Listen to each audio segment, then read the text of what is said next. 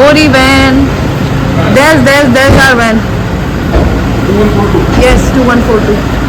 ये लड़की है ये क्या? Yes. लड़की से लड़की? Yes. अपन को ढूंढने. कौन है इसमें? हमारे बुकिंग है, इसमें निकाल. How many people? We are 6. Mini group photo. Group photo? Yes. Okay. Take a seat. नहीं दादा, चलो आगे. That's for member join with you. Huh? That's for member join with you. Oh, no issues. No issues. चलो. हमारे आगे बैठ. मम्मा आप यहाँ बैठो आराम से. हाँ जी, welcome back to my channel which is becoming Swaad and vlogs by Bhumika Rathore. सो आज का जो दिन है ना, आज मैं आपको लेके जा रही हूँ कोरल आइलैंड टूर पे। तो कोरल आइलैंड टूर पे क्या होता है, पिकअप एंड ड्रॉप आपका इंक्लूडेड होता है आपकी टिकट में। आपको वैन लेने आएगी, होटल आपका बुकिंग में ऑलरेडी ये लोग पूछ लेते हैं कि हमें आपको कहाँ से पिक करना है, ताकि वो वहाँ पर वैन भेज दे और वहाँ पर जितने भी आसपास के जो भी होते हैं ना, वहाँ से उनको पिक कर लेते हैं। जैसा इन्होंने मुझे बोला कि 4% विल ज्वाइन यू, ठीक है। तो एक पॉइंट पे ला करके ये हमें यहाँ रोक लेते हैं। अब आती है एक और बात, आपका टाइम अगर लेट भी हो जाता है, तो हमारे साथ तो ऐसा हुआ था कि हमारा 9:30 की पिकअप था और हम लोग उठ नहीं पाए। 9:30 बजे तो हम लोग नहा धो रहे थे, तो 10 साढ़े 10 बज चुकी थी। तो हम नीचे आके होटल में हमने बोला, तो उन्होंने बोला कि आपके लिए कोई वेट तो कर रहा था, बट वो चला गया। तो हमने इनके जो हमारी जो बुकिंग थी उसमें इनका थाई टूर का नंबर था, तो वहाँ हमने इनको वापस कॉल किया, तो वो हमें वापस पिक करने के लिए विदिन 15 मिनट्स आ गए। यहाँ पर ना एक और कहानी है, ये लोग ना खड़े करके लाइन में फोटो लेते हैं हर एक कपल का। कोई कपल है, कोई फैमिली है, पता नहीं क्यों लेते हैं, भगवान जाने। अंदर जाके कोई डूब जाएगा, कोई क्या हो जाएगा, कुछ भी करके सबका एक फोटो रखते हैं ये लोग एक प्रूफ के लिए। फिर ये ग्रुप को एक साथ लेके जाते हैं। यहाँ पर एक और चीज है कि आपको स्लीपर्स लेके जानी है, नहीं अदरवाइज वहाँ पे आगे आप बोट में बैठने के बाद स्लीपर लोगे तो बहुत एक्सपेंसिव पड़ेगी। यहाँ स्टार्टिंग में ही मेरे पापा स्लीपर नहीं पहन के आए थे, बाई चांस शूज पहन के आ गए थे, तो यहाँ से हमने स्लीपर बाय करी। 120 भाट बोला था, तो उन्होंने लास्ट में 70 भाट में दे दी थी। तो बार्गेन तो आपको करनी पड़ेगी, ठीक है ना, बार्गेनिंग स्किल्स आपकी अच्छी होनी चाहिए, ठीक है। तो उसके बाद ये पूरे ग्रुप को एक तरफ कर देते हैं और अपना जो इनका जो स्पीड बोर्ड होता है उसकी तरफ ये लोग ले जाते हैं। तो यहाँ थोड़ी बहुत फोटोग्राफी में चलते चलते कर ही लेती हूँ, कैमरा में बिल्कुल भी छोड़ती नहीं हूँ, कहीं ना कहीं कोई ना कोई क्लिप ले ही लो, ठीक है ना। अब यहाँ पे आती है दूसरी बात कि ये एक्टिविटी किसको ऑप्ट करनी चाहिए। तो ये जो एक्टिविटी है, जो सी लवर हैं, जिनको वाटर स्पोर्ट्स अच्छे लगते हैं, उनको ऑप्ट करनी चाहिए। जिनको थोड़े से जो एजेड हैं, लाइक 50+ है, वो ना ही ले तो ही बेटर रहता है। कई लोग पेरेंट को ले भी जाते हैं, जैसे मैं लेके गई थी, बट आप आगे देखना क्या हुआ है।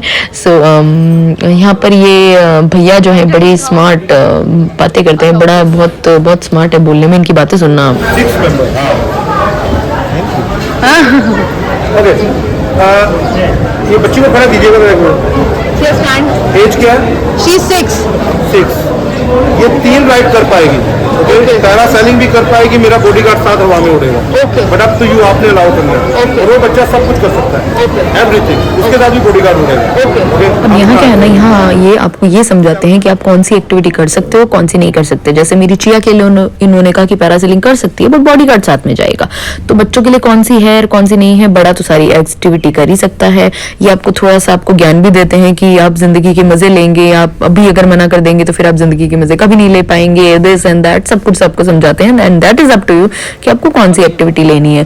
पर हम लोगों के साथ ना क्या हुआ था, मतलब हम लोगों के साथ बहुत बुरा हाल हो गया था।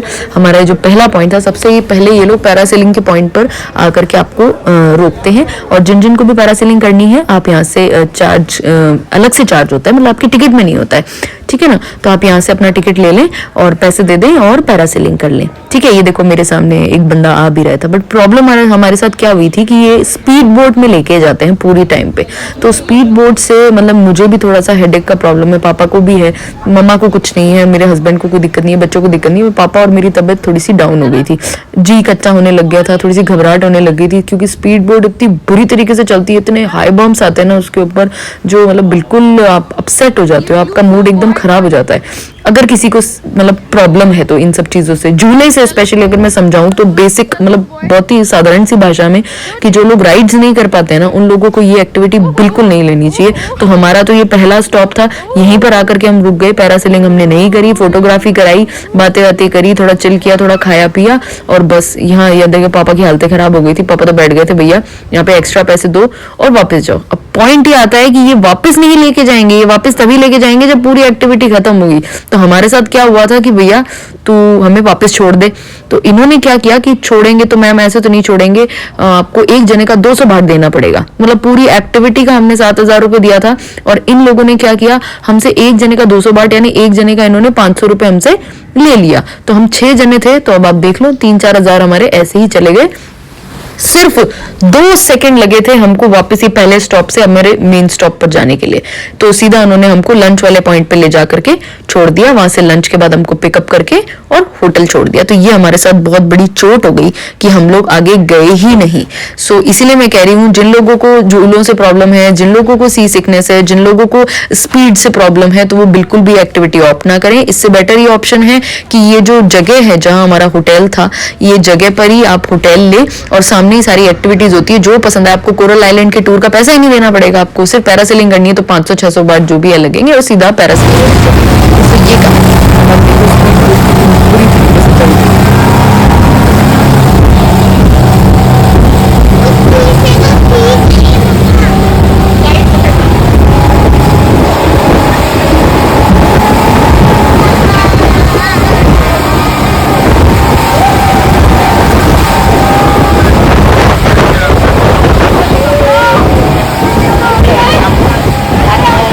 भाई साहब ऐसे लगता है जैसे पता नहीं कहाँ किस स्पीड में जा रहे हैं और कहाँ कूदने वाले हैं, क्या होने वाला है। मतलब हद से ज्यादा तेज होती है ये स्पीड बोट, ये नॉर्मल चलाते ही नहीं है, इनके लिए एडवेंचर है। और लोगों को नो डाउट एडवेंचर बहुत पसंद होता है, पर कई लोग होते हैं जो इतना एडवेंचरस भी नहीं चाहते हैं। भैया थोड़ा संभाल। मेरे मन में ना व्लॉग बनाने की आई नहीं कि इस जगह व्लॉग बनाने के लिए फोन निकालूंगी, कहीं मेरा फोन ही नहीं गिर जाए। कोई नहीं कूदेगा, कहीं कूदने के लिए भी हमको कह दे मैडम 3,000 बाht लगेंगे, तो भैया फोन को अंदर रख ले।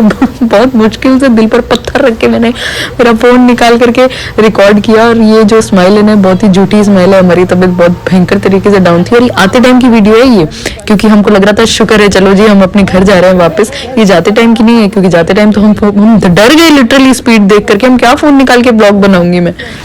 और यहाँ स्पीड बोट से उतर करके सब लोग इकट्ठे हो रहे हैं क्योंकि ये वैन में बैठ करके लंच करने जाना है। लंच मैं कहूंगी लंच बहुत अमेजिंग था, बहुत टेस्टी लंच था। मतलब जहां पर भी हमने ग्रुप का जो भी लंच किया है ना, वहां पर कहीं पे भी लंच में कमी नहीं थी। जो पिछला जो मेरा व्लॉग है नॉग नॉच का, वहां पे भी अल्टीमेट खाना था। रिकॉर्ड हो गई थी, तू पापा को बताऊंगी क्या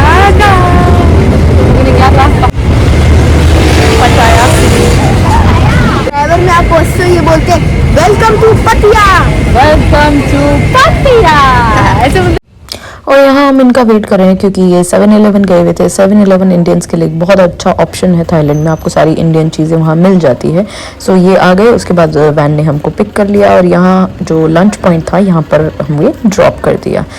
एक और चीज़ मुझे याद है कि यहाँ आप जब जाएंगे तो आपको अपनी स्लीपर के साथ साथ आपका एक पेयर ऑफ आपके कैजुअल्स और आपका टॉवल और आपकी बेसिक सनस्क्रीन, हैट और ये सब चीज़ें आपको लेके जानी पड़ेगी, क्योंकि वहाँ पे आप एक्टिविटीज़ करोगे तो आप गीले हो जाओगे, तो आपको चेंज करना पड़ेगा। तो आपके चेंजिंग आइटम्स जो भी हैं वो सब आपको लेके जाने पड़ेंगे।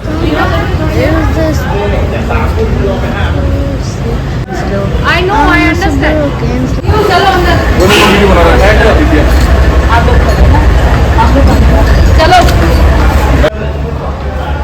यहाँ पे सो ये स्प्रिंग होटल, स्प्रिंग रिजॉर्ट था ये, जहाँ पर हमारा जो लंच है अरेंज किया गया था। काफ़ी प्रॉपर लंच था, सारे ऑप्शन था खाने का, जो भी रायता भी था और रोटी भी थी, नान भी था, सब कुछ था।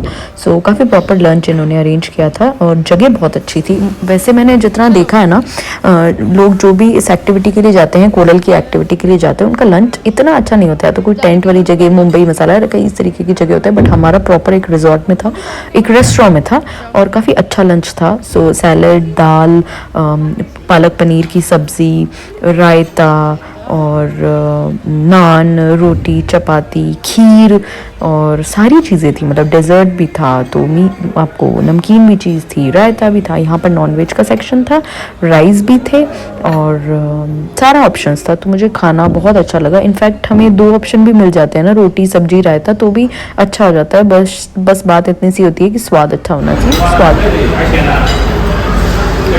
अच्छा है क्या टेस्ट है क्या? तूने वेज लिया है?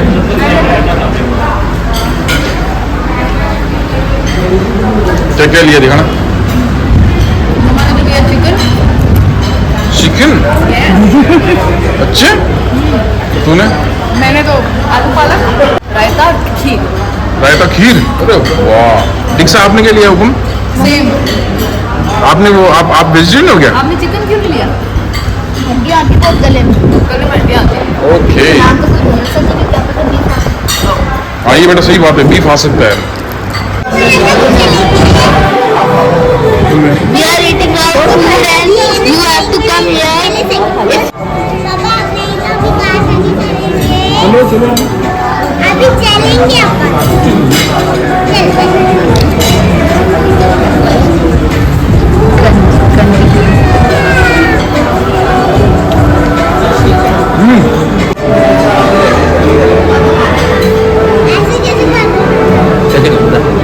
पापा किधर खाना? अरे क्या कर रहे हो तुम? बस इसको पूछ दो पापा। इसको नहीं बोलना। मम्मा कब चलेंगे? साफ कर दिया, पापा क्लीन कर दिया, वाइप कर दिया अच्छे से। वाइफ सुना? How was the lunch?